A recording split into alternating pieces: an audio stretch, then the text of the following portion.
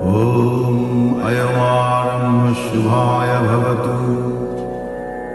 ॐ वाङ्मे मन प्रतिष्ठिता मनो मे वाचि प्रतिष्ठितम् आविराविर्महेधि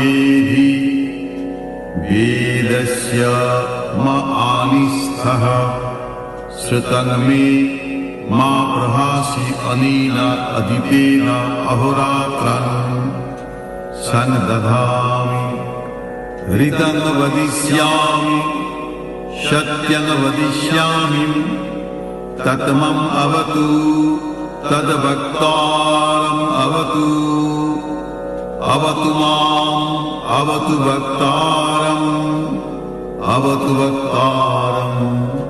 ॐ शान्ति शान्ति शान्तिः।